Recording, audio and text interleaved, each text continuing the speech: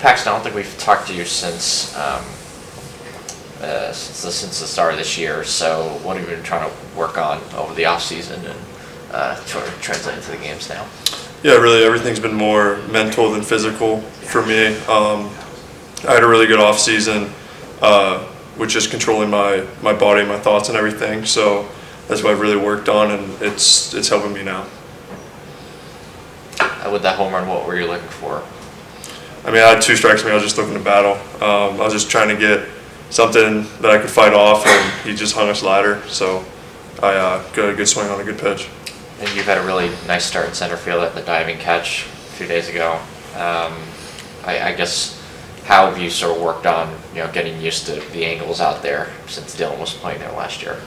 Yeah, I mean, thankfully when I went to the Cape, I played center there. I've played center pretty much my entire life, so it's just second nature out there, and it's just comfortable.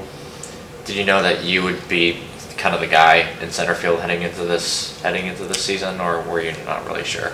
I mean, I thought I was going to be. I'm pretty confident in myself, so I thought I was going to be the guy to be out there.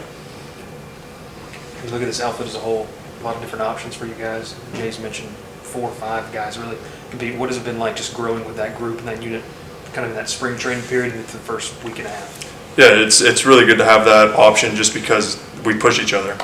I mean, Jake Brown's been great. He's pushing me, Josh Pearson, Mac Bingham, all older guys now to get better and just to stay in the lineup. So it's nice to have that competitive edge in your outfield.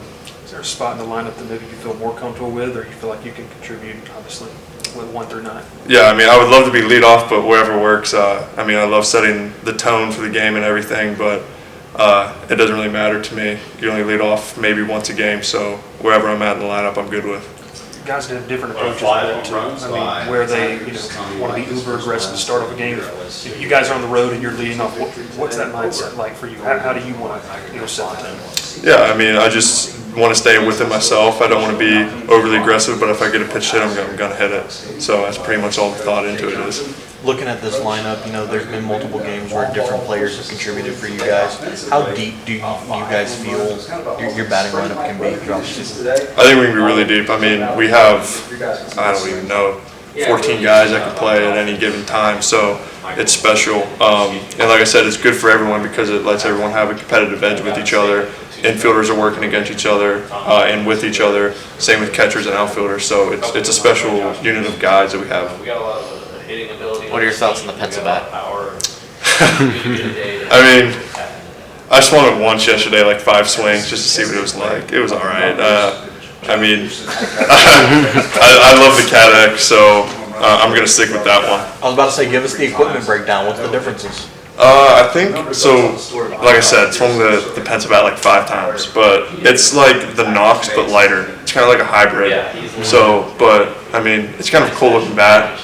But like I said, I'm going to stick with the Cat X because it's more comfortable. Do you use the 1-piece or the 2-piece? 2-piece. They're both 2 pieces though, right? Yeah. Yes. 2-piece too. Yep. Okay. Yes, 2-piece pencil.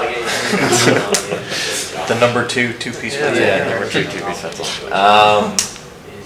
What have you seen from Jake Brown so far, just the freshman in his few starts?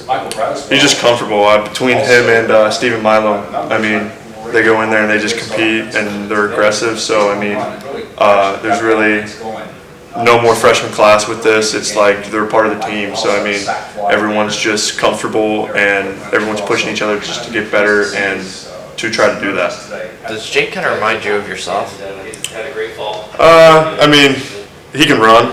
I'd say that's our biggest similarity. Jake can run really well. He can track fly balls, but I mean, he also can pitch too. So we'll see what happens with that. But yeah, he's a good player. They like today with pitching staff, couple walks down, high strikeouts. As an offense, how fun is that? You kind of get to go out there and maybe a little less pressure. Mm-hmm. Yeah, I mean, we're always going to try to step on necks and just keep going and just full force down the throttle. So I mean, it's nice to have the pitching in order, just so we can continue to do that and hopefully save some arms throughout that process. Anybody that was maybe difficult to face that you had to face a lot during that kind of spring training portion? I mean, Thatcher's really good. That's probably a really common answer. So Gage jumps really good too. Just the righty-lefty between those two is impressive. Yeah, I think they're going to be really good for us this year.